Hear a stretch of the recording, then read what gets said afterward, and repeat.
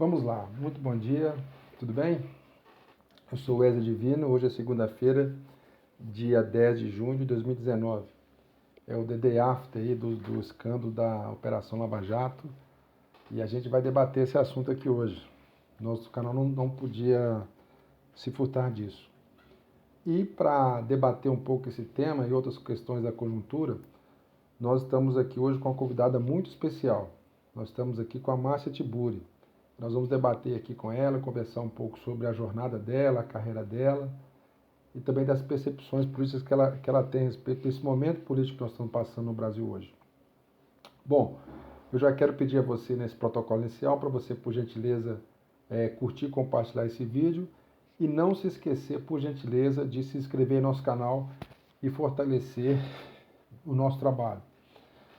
Bom, eu vou fazer uma apresentação aqui rápida da nossa convidada e dizer o seguinte. A Márcia Tiburi, ela é graduada em Filosofia pela PUC do Rio Grande do Sul e em Artes Plásticas pela Federal também lá do Rio Grande do Sul.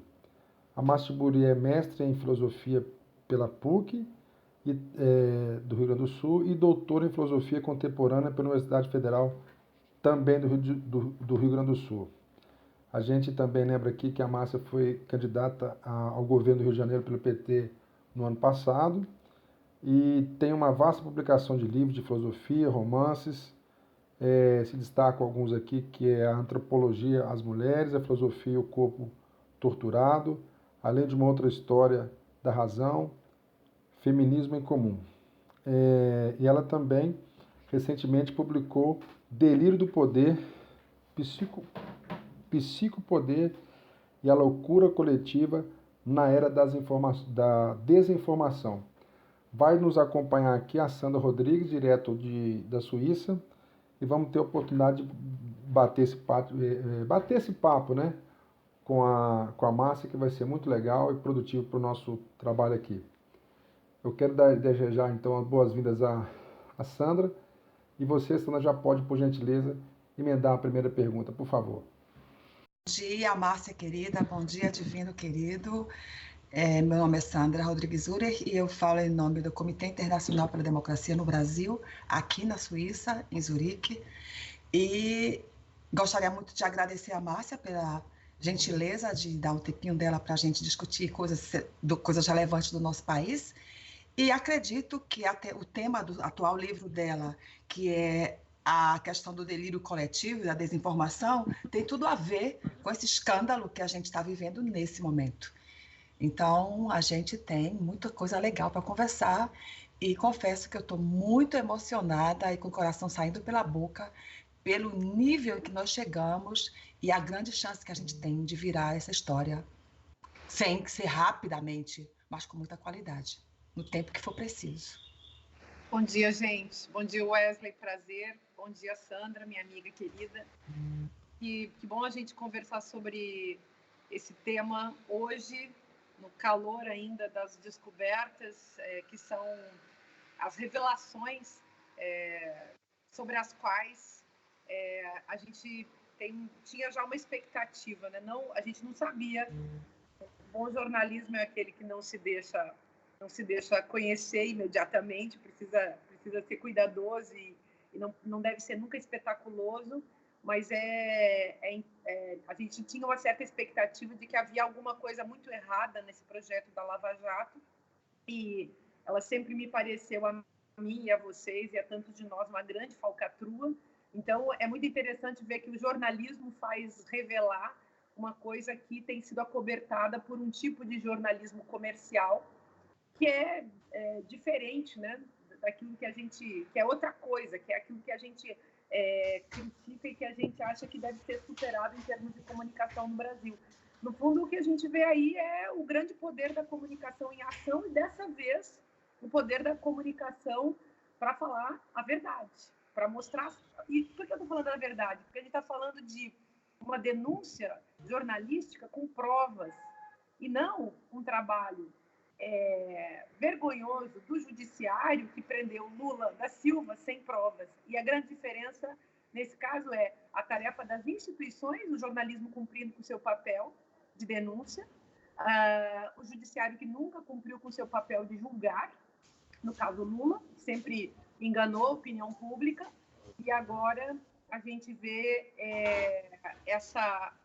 o surgir, né, a irrupção dessa falcatrua, dessa grande sacanagem que foi feita contra o Lula e contra o Brasil. Então, é um grande momento, sim, um momento da gente encontrar da verdade virar público, né? Isso é fascinante de ver, embora seja muito triste também, porque nós preferíamos que o judiciário fosse honesto, né? Vamos ver agora se ele consegue recuperar a sua honestidade diante do que vem acontecendo. Márcia, muito boa essa sua resposta. E eu queria aqui seguir com a nossa entrevista. Queria que você, por gentileza, falasse um pouquinho dessa questão que a gente precisa desmistificar muito aqui no Brasil, que é o seu autoexílio, né? Muito tem falado aqui na mídia do Brasil que você saiu do país, foi obrigada a sair do país, se mudar aqui do Brasil, numa perseguição que pra gente é política, né? Eu queria que, por favor, se você puder destrinchar um pouquinho esse assunto para desmistificar isso de uma vez por todas, né? Esclarecer para o nosso público o que realmente aconteceu, o que foi esse episódio para você e o que significa isso na sua vida. Por gentileza. Só. Não se trata de um autoexílio. Eu tenho o direito de morar no Brasil e na Europa, como Sandra, né? E se trata, como disse uma amiga minha esses dias, numa expressão muito, muito simples, mas que diz muita coisa. Eu, assim como o Jean, assim como Débora Diniz, assim como o Gessé Souza, fomos ejetados do Brasil. Eu, por mim, a justiça vai ser restaurada. Não, a gente volta para o Brasil, porque aí a justiça vai ser restaurada e significa que alguma verdade veio à tona e, de fato, se realizou alguma coisa em nome da verdade, que é irmã da justiça. Da justiça de verdade, né? Da justiça verdadeira. Porque existe uma farsa, que é essa falsidade toda que a gente está vendo hoje. Então, só queria falar isso. Eu não saí do Brasil porque eu quis. Eu não saí. As pessoas dizem assim: vocês de esquerda toda hora vão morar nos Estados Unidos, vocês deviam morar em Cuba, Venezuela. Gente, eu só saí para os Estados Unidos porque uma instituição que protege escritores ameaçados pelo mundo afora me deu uma casa para morar, me deu um lugar para viver. Então, isso é uma coisa importante. Não é assim, eu pego o quê? Eu sou uma escritora brasileira, eu tenho muito pouco dinheiro, eu vivo com pouquíssimo dinheiro. Então, e por sorte, não sou uma pessoa que precisa de muito dinheiro para viver, mas eu vivo de um jeito muito modesto, hoje em dia, vivo com os meus direitos autorais e vivo porque uma instituição me dá uma casa, porque outra universidade me convida, porque uma editora publica meu livro fora do Brasil, e assim é que a gente vive. Não é uma coisa tipo, ai, que sonho, você foi morar lá no lugar mais maravilhoso do mundo. Nunca é assim. As pessoas que falam isso não sabem o que elas estão falando, e eu espero também que elas nunca precisem viver o que eu, o que Jean, o que Gessé Souza estamos vivendo, o que Débora Diniz está vivendo. Isso é uma coisa importante das pessoas saberem. Então, não se trata de autoexílio, se trata de desterro, de nós termos perdido o nosso lugar, desse lugar ter sido roubado, ter sido ameaçado, ter sido destruído por pessoas, por indivíduos e grupos que querem destruir o Brasil e que precisam destruir os intelectuais brasileiros, os escritores brasileiros. Uma pessoa como eu, como a Débora Diniz, nós, além de tudo, somos feministas, né, Sandra? Tem mais esse detalhe. Jean, além de tudo, é um deputado que fez todas as denúncias do mundo, um ativista da causa gay. E imagina, o Gessé Souza, nem se fala a quantidade de questões que ele trouxe à tona, falando com toda sinceridade sobre tudo que vem acontecendo no Brasil. Então, é óbvio que nós somos odiados pela extrema-direita. E ok, faz parte. Isso não me dá nenhum orgulho, me dá muita tristeza. Não de ser odiada pela extrema-direita, mas de que exista essa miséria do espírito chamada extrema-direita. Uhum. Pois é, a gente tem muita coisa para conversar mesmo, né? Vamos ver se consigo ter muito objetivo em relação a isso. Durante o ano de 2018, eu já contei isso em várias entrevistas, embora os jornalistas sempre recortem a parte que interessa, ou a parte que interessa ao contexto, né? E tem muita fake news também circulando, inclusive o próprio presidente Bolsonaro andava esses dias espalhando fake news nas redes sociais dele sobre mim.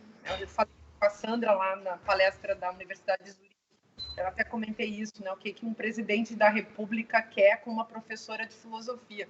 Quer dizer, é um absurdo esse tipo de perseguição, o que demonstra que esse governo realmente é um governo da pobreza do espírito, da pequenez, né? da miséria do espírito.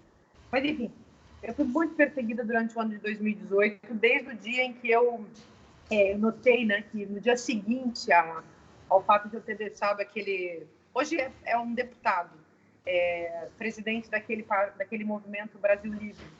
Deixei um cidadão que pega numa emboscada midiática e, no momento, surpreendida pelo assalto midiático que eles fazem, usando celulares, gravando como se fossem armas, né, em que eles assaltam a sua imagem, eu deixei aquele cidadão lá sozinho, junto com um jornalista completamente sem ética, que tinha me convidado para uma entrevista sobre um livrinho que eu estava lançando no começo do ano passado, que é um livro pequenininho chamado Feminismo em Comum. E eu, no dia seguinte, passei a viver um verdadeiro terror de invasões, perseguições com invasões de membros desse grupo, associados, inclusive, a alguns partidos de extrema-direita no Brasil, que entravam em todos os meus lançamentos de livros durante o ano no Brasil.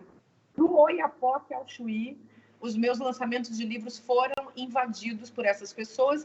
E o problema não era só eles invadirem, fazerem baderna e provocarem animosidades emocionais, psíquicas, conversas ruins ali no contexto.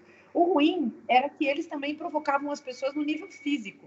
Então, houve, em alguns momentos, eles espancaram pessoas, eles puxavam briga, espancavam pessoas num visível incitamento à baderna, à balbúrdia, à maldade e à agressão. Então, eles queriam mesmo atacar as pessoas. Isso chegou a extremos e eu tive que começar a andar com seguranças.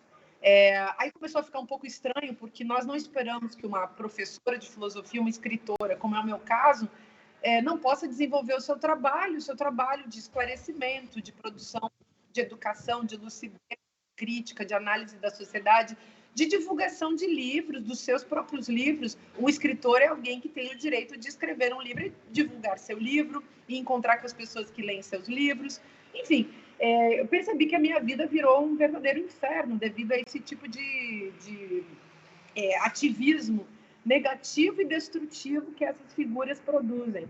E eu acabei no extremo, quando as ameaças de morte começaram a ser bastante exageradas. Exageradas por quê? Porque antes havia xingamentos, havia agressividade nas redes, havia alguém que podia encontrar com você na rua e dizer alguma palhaçada, alguma idiotice, alguma maldade, mas eu não tinha recebido tantas ameaças de morte como eu comecei a receber, sobretudo a partir de agosto. Houve gente armada entrando nos meus eventos, tivemos que chamar segurança, polícia. Bom, o último evento eu tive que assinar meus livros com um policial do meu lado, armado, com um fuzil. Isso depois de o MBL ter criado uma página chamada Ela Não em Maringá. E, enfim, existem muitos detalhes que não dá para contar, mas qual era o meu medo? Meu grande medo nem era que me matassem. Se me matassem, seria horrível, eu acho, para as pessoas que ficariam vivas, e é óbvio que ninguém quer ser morto, isso é elementar. Mas, ao mesmo tempo, mais terrível era pensar que as pessoas ao meu redor também estavam ameaçadas. Na hora que você vai para um evento em que 500 pessoas têm que ser revistadas nas suas bolsas e mochilas, isso é muito grave, porque havia um rumor na cidade de que acabariam com a raça daquela petista, que era eu, e daquela feminista, que era eu também, como se ser petista, como se ser feminista, sendo que ser petista é uma coisa que eu sou há um ano, né, gente? Me filiei há pouco mais de um ano no PT. Antes eu era afiliada no PSOL e antes não era afiliada e era muito crítica da configuração dos partidos políticos no Brasil. Então, uma gente que realmente me tirou para caça às bruxas, eu acho, uma caça às bruxas que tem a ver com a perseguição aos intelectuais, com o anti-intelectualismo, com a perseguição à ciência, à pesquisa, a perseguição à arte, a perseguição ao livre pensamento, a perseguição à crítica, à análise, à reflexão. Tudo isso que precisa para o fascismo crescer e florescer precisa ser apagado. E eu escrevi um livro em 2015 chamado Como Conversar com um Fascista, que era um livro de análise do autoritarismo que crescia na sociedade brasileira.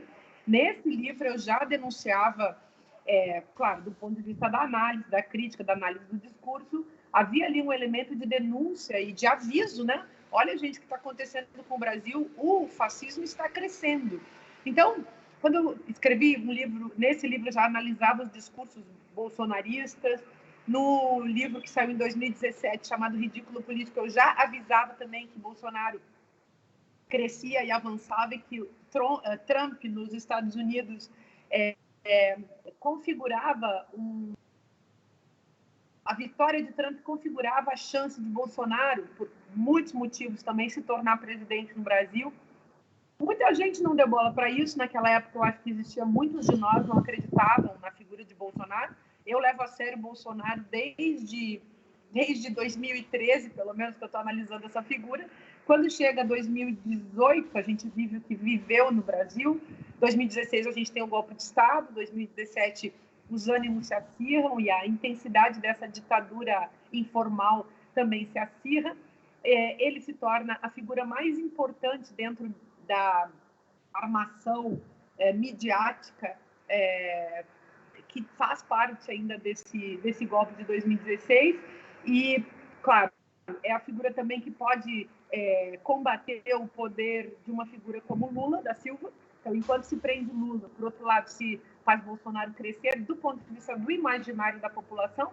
Como professora de filosofia, é sempre isso que me interessa analisar, interessa entender o psiquismo coletivo, entender a mentalidade que está sendo construída, a ordem do discurso que está sendo espalhada, como funcionam os meios de produção desses tipos dos discursos, seja do discurso de ódio, seja do discurso de amor.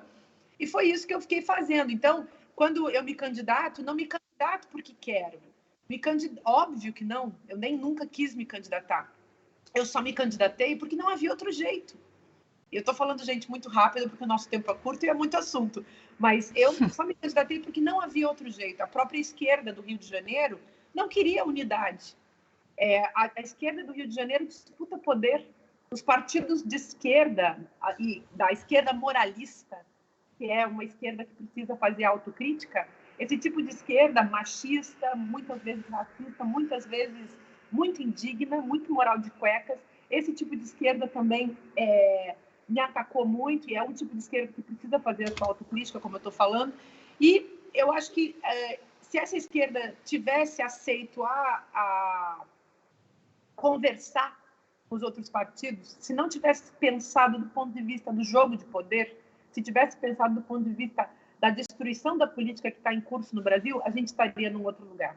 Para mim, hoje, aliás, entrando numa questão mais de conteúdo e menos da minha própria vida, porque, afinal de contas, não é a primeira vez que alguém tem que ir embora do seu país por questões políticas, então isso não é novidade. É uma tristeza que isso ainda esteja acontecendo, mas existem várias pessoas que já saíram do país porque são ameaçadas de morte, junto com elas vem a ameaça também das outras pessoas ao redor. Mas eu acho que, para mim, entrando na questão do conteúdo, o mais importante hoje é a gente entender como se destrói uma democracia, como se instaura o fascismo, sendo que o fascismo é necessário para a sustentação de uma perspectiva ultra-neoliberal em economia, e esse é o ponto fundamental. E para mim, é fundamental hoje, e foi o que eu escrevi nesse livro aí, Delírio do Poder, que a gente aprenda a pensar a diferença entre jogo de poder e política. Então, eu sempre quis fazer política. Eu considero que nós três aqui, fazendo esse diálogo, estamos fazendo política, eu escrevendo meus livros, vocês fazendo o ativismo, escrevendo as coisas de vocês. Estamos fazendo política, no melhor sentido. Quando nós nos filiamos num partido, quando nós nos envolvemos com movimentos sociais, estamos em busca da política, de reconstruir a política, de salvá-la da condição de mera publicidade. Mas nós não estamos simplesmente em busca de jogo de poder, que é o que muitas vezes acaba acontecendo com a política. Ela é reduzida a jogos de poder. E eu acho que nós podemos ir muito além disso, e é isso que está faltando no Brasil, a gente fazer política para além dos jogos de poder. O que Lula faz hoje no preso lá na Polícia Federal em Curitiba, o que ele faz exigindo que a sua inocência seja provada para além de uma liberdade barganhada, o que Lula está fazendo é política, no melhor sentido, muito para além dos joguinhos de poder nos quais se envolveram essas figuras que são umas bestas, né? Que são esses caras aí da Lava Jato, que hoje saem da condição de heróizinhos nacionais para a condição de canalhas explícitos. Isso é interessante da gente também analisar, da gente pensar. A vida dá voltas. Vamos continuar atentos à verdade, comprometidos com a verdade. Eu sou professora de filosofia, vou passar a minha vida falando isso. Aliás, isso é uma coisa que o Lula fala muito nos últimos tempos, da gente restaurar, né? Ele fala da necessidade de nós restaurarmos a verdade no Brasil. E eu acredito que se a gente fizer isso, se nós nos mantivermos fiéis à verdade, a verdade vencerá, meu povo. E isso é o que me deixa hoje feliz de ver a Lava Jato cair, as máscaras da Lava Jato caindo por terra. A Lava Jato como um esquema criminoso, mostrando a sua verdade. Muito obrigado pela sua resposta, Márcia. Eu acho que é muito interessante abordar isso aí sim. A gente não pode deixar passar batido, não. Pessoal, antes de a gente continuar com a nossa entrevista, eu gostaria, por gentileza, de reforçar aqui, né, aquele protocolo, para você, por favor, curtir e compartilhar esse vídeo, se inscrever no nosso canal e também acionar lá o sininho para receber as notificações, né, dos novos vídeos, do material que a gente produzir. E se você também estiver assistindo esse vídeo no canal parceiro, faça o mesmo, prestigie o trabalho desse parceiro nosso, se inscrevendo no canal, ativando o sininho, compartilhando e curtindo o vídeo, tá bom? Vou passar então para você, Sandra, tá contigo a bola, pode fazer, por favor, a próxima pergunta. Vamos lá. Exato, eu só queria lembrar que este canal é o canal Resistentes, né? E todas as pessoas que são resistentes, elas integram esse canal mesmo sem saberem. E nós somos uma grande família. A Márcia conheceu uma parte dela aqui na Suíça, aqui em Zurique. Pois bem, Márcia, nós mulheres temos uma participação muito profunda, muito grande, muito nessa luta toda, né, que a gente tem contra essas desigualdades, essa maluquice toda que rola na cabeça da sociedade doente sobre os espaços sociais que as mulheres têm por direito, por serem humanas e por serem as geradoras da vida, que elas precisam ocupar porque lhes pertence, não porque a gente precise pedir licença de quem quer que seja. E nós, mulheres, a nível internacional, aqui na Suíça também, no próxima sexta-feira, estaremos nas ruas também, denunciando as diferenças que ainda existem no lugar como a Europa e na Suíça, onde as mulheres têm salários inferiores aos homens e têm muitos outros direitos limitados ou ignorados ou simplesmente detratados porque são mulheres. E nós vivemos aqui na Suíça com mais de 150 distintas nacionalidades. E, como feminista, a pauta das mulheres está cada dia mais fortalecida pela nossa forma de agir, pelos espaços sociais que a gente ocupa.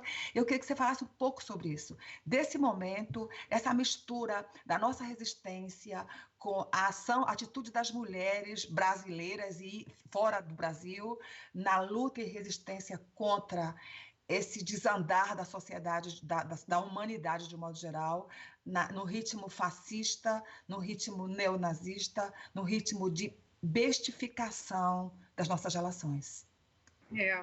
Sandra, muito importante essa questão que você coloca para a gente pensar juntas. É tão importante que as mulheres estejam em diálogo, por isso que eu falo muito de um feminismo dialógico, né?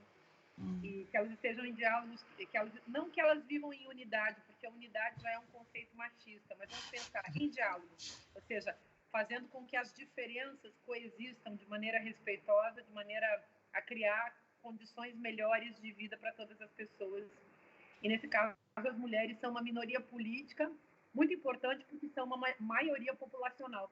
É como a população negra do Brasil, se a gente pensar. A população afrodescendente que há no Brasil é maioria populacional, mas é minoria política. Então, o poder das maiorias populacionais precisa também ser repensado dentro desse contexto à medida que são minorias políticas. Quer dizer, personagens, grupos de pessoas, grupos imensos, populações inteiras de pessoas que são marcadas por preconceito, seja o preconceito de cor, de raça, seja o preconceito de gênero, de sexualidade.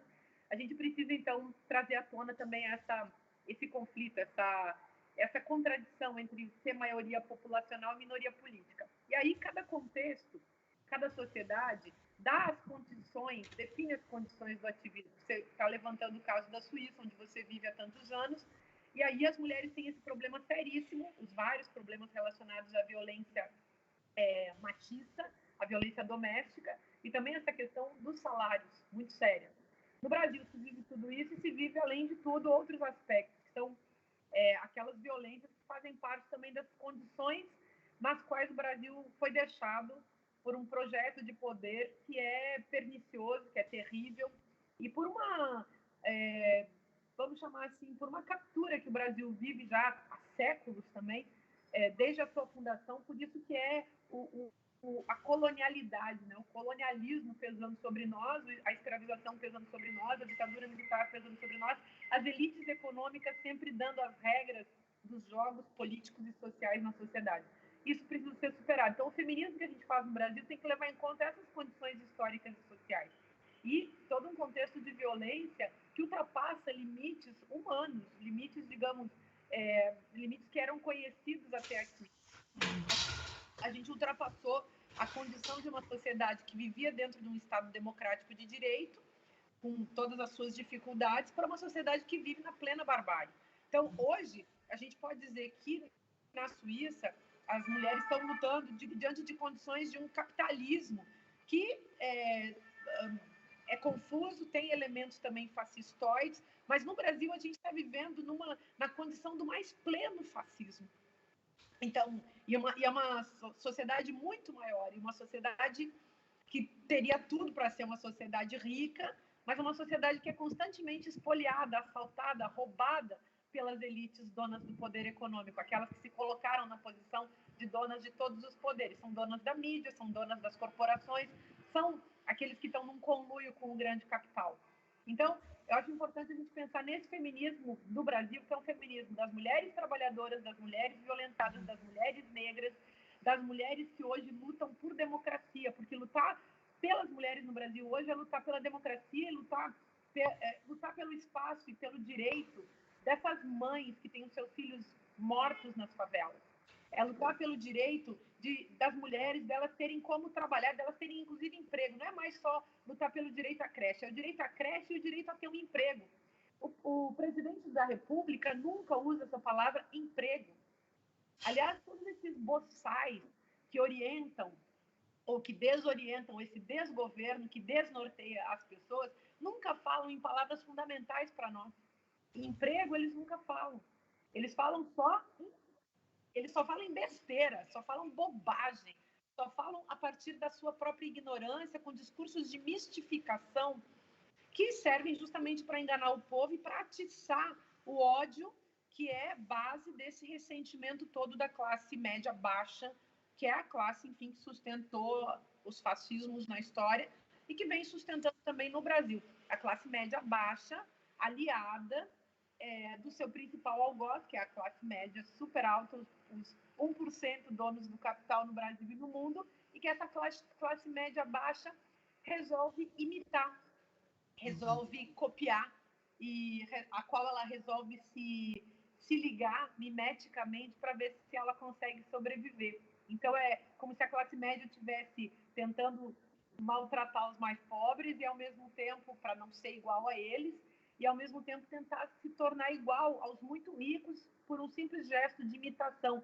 Não imitação, no dia a dia vira realmente um pastiche, mas do ponto de vista estético, mas do ponto de vista econômico, é inimitável, né? E do ponto de vista do discurso, aí eles começam a falar a mesma fala, digamos, os pobres da classe média baixa, que são pobres, né? São classe média baixa empobrecendo, essa gente começa a fazer o discurso anticomunista, como se existisse comunismo no Brasil, o discurso machista, o discurso racista, o discurso do pobre de direita, que é justamente aquele que não percebe que ele também é uma vítima, né? Enfim, tem mil questões aí, eu estou falando tudo isso de uma maneira muito rápida, muito, precisaríamos elaborar muito mais, mas na base é por aí que a gente vai. Eu só queria falar tudo isso para que a gente percebesse que as condições nas quais o nosso feminismo se constrói são condições específicas de uma sociedade que vive num estado de exceção também. Uma sociedade fora do Estado democrático de direito, uma sociedade em que, se as mulheres são espezinhadas, as trabalhadoras e todos os trabalhadores hoje são humilhados, além de tudo, com a derrocada dos direitos trabalhistas, com a famosa e trágica reforma da Previdência, que é tudo que se espera que Bolsonaro faça, que Bolsonaro consiga aprovar nesse seu governo, porque se ele não conseguir aprovar, ele vai ser retirado do lugar onde ele está, né? Então, é uma mancomunação pesada das elites econômicas. Elites é um termo que a gente tem que usar entre aspas, porque é o pior tipo de classe, né? A classe que avilta, que rouba, que expropria, que se apropria indevidamente daquilo que seria do povo. Então, os exploradores capitalistas clássicos, né, que na versão neoliberal e ultra-neoliberal se tornam fascistas. Sim. Eu só queria acrescentar uma coisa que eu sempre acho que é ato falho do senhor que ocupa a cadeira de presidente da República hoje, assim como os seus filhos e, por exemplo, o Guedes, sobre a ausência da palavra emprego. É um ato falho porque exatamente eles não sabem o que significa isso. Eles não têm o exercício do trabalho como a prática que nós, trabalhadores e trabalhadoras, temos historicamente. Portanto, a ausência dessa palavra no vocabulário deles faz parte da falta da prática e da intimidade com o exercício de trabalho. Era disso que eu queria falar. Perfeita essa tua colocação, está explicado, concordo com você. Nunca trabalharam, não sabem o que é isso. Exato. Ô Márcio, eu queria debater um assunto com você que é importante demais para a gente, que é o seguinte. Como professor, como é que você vê a investida do governo contra a educação, né? Principalmente aí aos professores e a professores de filosofia, e essa posição insana do governo nessa motivação louca aí de destruição da universidade pública no Brasil? O que você pensa a respeito disso, por favor? Obrigada pela questão, Wesley. É bem importante isso, porque mesmo nas economias, em todas as economias liberais, sempre se produziu, sempre se pensou que a educação, os economistas liberais, sempre, dentro dos clichês liberais, a educação sempre foi tratada como um fator de desenvolvimento da sociedade. E então a educação não é simplesmente uma pauta da esquerda, é uma pauta liberal também, é uma pauta feminista também, é uma pauta genérica. Quem é que pode lutar contra a educação? Só os regimes totalitários. Só os regimes totalitários lutaram contra a educação. No espectro democrático não existe luta contra a educação, só quando se chega a um pleno autoritarismo e até mesmo um totalitarismo. Então, se nós analisarmos a função dos ministros, seja da educação, seja da mulher, dos direitos humanos, seja da ecologia, seja do meio ambiente, né? Seja qualquer tipo de ministro da economia, todos esses ministros, das relações exteriores, quando eles se pronunciam, todos eles se pronunciam na intenção, na prática concreta, mais do que na intenção, de produzir uma cortina de fumaça. O que é cortina de fumaça? É ideologia.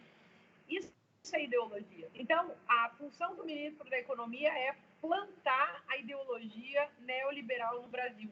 O Brasil pode ser um país com uma tradição autoritária do ponto de vista da moral, dos costumes, inclusive, muitas vezes, da perspectiva política, mas porque o Brasil aceitou uma ditadura militar, a revelia, claro, daqueles que sofreram e lutaram contra ela, mas a população, digamos, aceitou aquilo. Mas é um país que tem essa tradição autoritária e, ao mesmo tempo, é um país que tem, do ponto de vista da compreensão do Estado, é um país que acredita no Estado social, no Estado de bem-estar social. Os direitos trabalhistas no Brasil, desde Getúlio Vargas, sempre foram fundamentais para o povo. Então, o Brasil sempre se autocompreendeu, ao meu ver, como um país em que direitos sociais fossem assegurados. E o sucesso dos governos do PT também esteve ligado a isso, com a expectativa da população, que a população tinha de que o Estado e o governo tivesse justamente esse papel de melhorar as condições de vida da população. A população não odeia o SUS, a população não odeia as escolas públicas, não odeia a educação pública. Vou passar agora para a Sandra. Sandra, por gentileza, você podia colocar aí a próxima pergunta para a nossa convidada, por favor. Oi, Márcia querida. Agora a gente vai tratar da questão da greve geral do dia 14 no Brasil, da greve geral das mulheres aqui na Europa, e a gente vai focar no Brasil, o Lula livre e o escândalo da Vaza Jato agora, que não apenas comprova, porque tem provas que as nossas desconfianças sobre as questões que envolviam a prisão do Lula e a destruição do Brasil tinham uma tremenda bandidagem por baixo dos panos. E agora os panos se revelam. Pois ao mesmo tempo eu sou a favor da gente sempre tomar muito cuidado, porque estamos assistindo a uma destruição do Brasil que não é amadora, por mais que a gente possa pensar na incompetência do presidente como político, como líder da nação, e dos seus ministros como sendo também parte de um grupo que não tem a menor condição de cuidar, governar, administrar um país para o futuro, nem para o presente. Tem um projeto de destruição, de morte, de cancelamento dos direitos no Brasil que acho que muita gente já percebeu, que é uma vontade de entregar o Brasil ao capital internacional que enfim, se constrói justamente no acordo entre esses colonizadores externos e os internos, digamos, os donos do capital estrangeiro e os donos do capital nacional também, que é bem pequeno, digamos, comparado ao capital internacional. Então, essa liberação, por exemplo, dos agrotóxicos no Brasil, que favorece as empresas internacionais, esse tipo de coisa assim que é escândalo na Europa, mas num país como o Brasil é aceito pelas pessoas. As pessoas aceitam comer veneno, né? É uma coisa assustadora.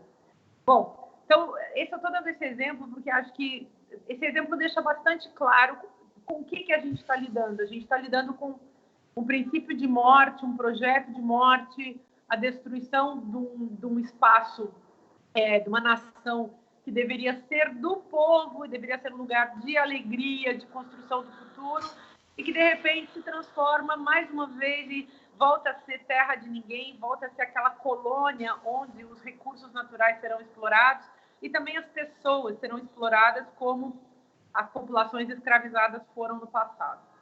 Então, de repente, nós, olhando para esse Brasil, jogos de poder tão pesados sendo lançados sobre essa nação, vem e rompe um sinal da verdade. O esquema espúrio da Lava Jato vem à tona.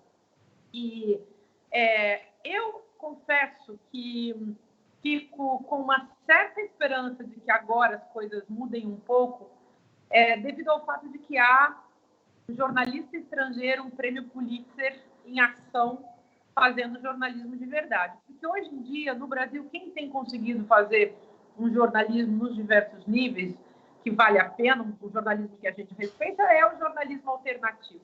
Exato. A imprensa comercial, deixa cada vez mais claro que a sua função é produzir notícia e fake news como mercadoria, né? Então, a fake news contra o PT, contra os petistas. Eu tenho histórias mil para contar das fake news que fizeram contra mim. Quantas pessoas hoje são vítimas de fake news? Todos aqueles que precisam ser desconstruídos para que o sistema possa funcionar dentro da sua lógica, dentro da sua paz. E então eu tenho alguma confiança de que possa acontecer alguma coisa em função de que a opinião pública internacional finalmente está sendo chamada com as provas, não é mais a opinião de um jornalista. Aliás, essa é uma palavra sobre a qual a gente tem que falar cada vez mais no Brasil, porque nós não podemos simplesmente confiar em opiniões, nós precisamos de argumentos e precisamos de provas. A opinião de um juiz ou a convicção de um promotor de justiça, como é esse Delanhol, esse tipo de coisa não deveria contar, mas a população ignorante sobre os termos, o que significa construir uma notícia, sem saber o que significa informação, o que significa desinformação, o que significa também jogo de poder relacionado à comunicação, a população acaba comprando esse tipo de ideia, claro, enquanto compra a ideia por um lado, essa ideia que está sendo vinculada pela grande mídia, por essa mídia comercial, Rede Globo e outras, principalmente a Rede Globo, que é a mais conhecida, é a mais, provavelmente a que tem ainda mais audiência, e por outro lado é atiçada na sua afetividade, atiçada naquele lugar em que as pessoas sentem emoções fortes, tais como ódio. Então, essa mídia tem um duplo método, né? um duplo trabalho que configura um método muito interessante. De um lado, atiça ódio no povo, ódio contra quem estiver pela frente. Os petistas, aquele fantasma do comunismo que não existe no Brasil, cria mentiras para que as pessoas odeiem a esquerda. Uma esquerda que também, a maior parte das pessoas que votam no PT nem é de esquerda. São pessoas que votam, são de centro-esquerda, que nem estão preocupadas em dar nome ao seu próprio posicionamento ideológico. Enfim, pessoas que foram também compradas por levadas a essa dicotomia, a essa bipolarização entre esquerda e direita, que não era uma questão para o Brasil nos últimos tempos, de jeito nenhum. Então, acho que hoje a gente vislumbra algum futuro, porque vemos vir à tona, porque irrompe um fator, uma notícia no meio do poder da comunicação, da mídia como grande poder, né, que controla todos os outros poderes. A gente vê isso e é uma grande novidade, porque nós não estamos acostumados com uma mídia honesta, a não ser essa pequena mídiazinha alternativa, que faz realmente um trabalho de denúncia, de mostrar os fatos, mas que nem sempre é muito acreditada, sabe? Quer dizer, fica também dentro da sua bolha, muito fechada, mas o Glenn Greenwald e o Intercept tem um espaço também com o público internacional. Então, eu estou até acreditando que a gente pode virar um pouco o jogo agora, mas vai depender também da pressão pública, da pressão nas redes sociais, da pressão internacional, porque, do contrário, esses cínicos, eles estão acostumados a ser cínicos. Esse é o campo onde eles atuam, onde eles performatizam da melhor forma. E você não acha... Só desculpa te interromper. E você não acha... Só desculpa te interromper. E você não acha que exatamente a greve geral para essa próxima sexta, nesse contexto, é uma alavanca maravilhosa que precisa ser inflada nesse momento? Precisa muito, e aí a gente precisa muito dos estudantes, porque foram eles que conseguiram também mover com força as últimas manifestações. E uma coisa importante nesse caso é que a gente tem que levar em conta o bombardeio dos donos dos meios de produção da comunicação. Vocês viram que ontem vem esse escândalo todo e os meios de comunicação de massa hegemônicos, enfim, comerciais do Brasil, Rede Globo e que tais, não dão nem notícia. Quer dizer, tentam esconder da população que isso está acontecendo. A população está vendo, mas o que a mídia faz hoje? A mídia não mostra. A mídia, na verdade, tem um poder de publicidade. Então, ela reforça e ela torna importante a gente tem falado, torna verdadeiro, né? As pessoas falam hoje por conta da pós-verdade, mas, na verdade, o que ela faz é tornar importante, tornar fundamental, dar consistência. Então, o que a mídia faz hoje? Essa grande mídia comercial, ela silencia para ver se essa grande notícia que foi dada pelo Intercept acerca da corrupção, da bandidagem do ministro da Justiça e desses promotores, no caso da Lava Jato, no caso do Lula, eles tentam manter silêncio para não dar consistência e assim a população não prestar atenção. Na verdade, o que eles estão fazendo é tentando controlar não a opinião pública, é a própria percepção pública. Exato. E para que as pessoas não formulem os raciocínios evidentes nesse caso. Quer dizer, está claro que tanto a Dallagnol e esse outro Sérgio Moro estavam mancomunados na produção da prisão de Lula sem provas. Hoje aparecem as provas contra Dallagnol e Moro. E aí, vai se fazer o que com isso? Se a mídia hegemônica, a mídia comercial, não falar, eles têm a expectativa, e acho que é essa estratégia que eles estão seguindo, eles têm a expectativa de que tudo fique debaixo do tapete. Por isso, a mídia alternativa, a mídia não comercial, as redes sociais, a militância, os ativistas, os jovens, as pessoas que amam a democracia, as pessoas que querem um Brasil livre, independentemente de suas posições partidárias, todos nós temos que nos manifestar e fazer muito barulho nas redes, falando inclusive da Vaza Jato, Vaza Jato, que já virou o verdadeiro nome bizarro dessa coisa bizarra, e é óbvio que as pessoas têm que fazer greve no dia 14 com toda a força. Paulo, a Mônica Bergamo tem falado muito, tem outros jornalistas que falam, mas é uma coisa que a gente precisa pressionar muito e o escândalo tem que vir à tona. E, é claro, o escândalo já está aí, né? Já está todo mundo vendo. Mas as pessoas precisam, aquelas pessoas que não acreditam, aquelas pessoas que devoradas pelo ódio ao PT, será que elas vão sentir o mesmo ódio de Moro, do Dallagnol? Será? Pessoal, nós estamos chegando ao final dos nossos trabalhos aqui. Queria agradecer a presença de todos, em especial você, Márcia, por estar conosco, Sandra, e você, assinante do nosso canal, espectador e internauta aqui do canal Resistência. Vamos então agora chegar para o momento das nossas considerações finais. Eu vou passar inicialmente a palavra para você, Sandra, se despedir, e em seguida para você, Márcia, por você dar o seu tchauzinho para nossa turma aí, tá bom? Muito obrigado pela presença de todos. E as suas considerações finais, por favor, Sandra, manda bala. Agradecer muito à minha querida amiga Márcia, quero agradecer muito ao meu querido amigo Divino e agradecer sobretudo ao povo brasileiro resistente que vai às ruas na próxima sexta-feira, que vai ficar atento a tudo que vai acontecer de hoje, terça-feira até sexta, e sobretudo à mídia alternativa que tem feito a diferença nesse país. E companheiro Lula, já a gente vai se abraçar. Lula livre. Então, quero também agradecer a vocês. Acho bonito como a Sandra fez, agradecer ao povo que se mantém na resistência, isso é fundamental. Então, mandar meu abraço, desejar que a gente tenha a chance, né? Isso a gente vai também construir juntos, de sustentar o desejo de democracia no nosso país, que é isso que também está abalado. Acho que as pessoas estão cansadas, deprimidas, chateadas. Isso também é estratégia política, é isso que as pessoas não podem perder de vista. Ficar deprimido, ficar chateado é o efeito, é o sintoma de um processo político que foi construído por esses meios de comunicação, nesse conluio, nesse conchavo aí com os outros poderes, no caso, o judiciário, que a gente sempre deve falar, tem exceções, mas o judiciário também precisa provar qual é o sentido da sua existência, para que ele existe e o que ele está fazendo num país como o Brasil.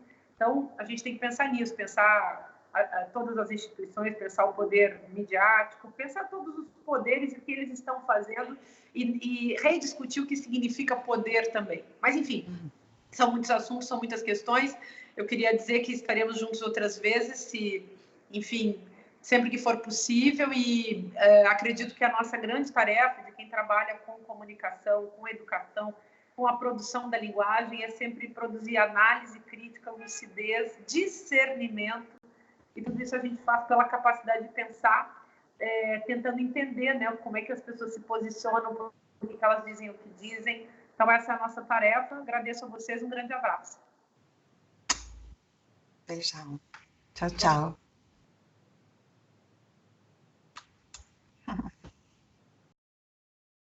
Bom, meus queridos, a gente conseguiu, nesse pequeno espaço aqui, nesse bate-papo com a Márcia Tiburi, abordar algumas questões importantes. Falamos há pouco a respeito do Lula Livre, greve geral, também esse escândalo que pode inflamar aí a greve geral do próximo dia 14, né? Eu gostaria muito de agradecer a presença de todos. Foi muito legal esse bate-papo com você, Márcia. Muito obrigado, Sandra. Obrigado a você que nos acompanhou aqui nesse tempo. E peço para você, por gentileza, curtir e compartilhar esse vídeo e fortalecer o nosso trabalho e se inscrever no nosso canal. É muito, muito grande a nossa satisfação de ter uma personalidade como a Márcia Tiburi aqui conosco. Dizer para vocês que nós estamos fazendo aqui uma trincheira importante na luta pela democracia e o resgate dessa democracia ao Brasil, e a gente compreende que esse resgate passa impreterivelmente por Lula Livre. Muito obrigado a todos, é com muita alegria que eu me despeço, e fique aí conosco, acompanhe o nosso trabalho, que muitos outros vídeos virão para engrandecer ainda mais a nossa luta, tá bom? Muito obrigado, meus queridos, estamos juntos.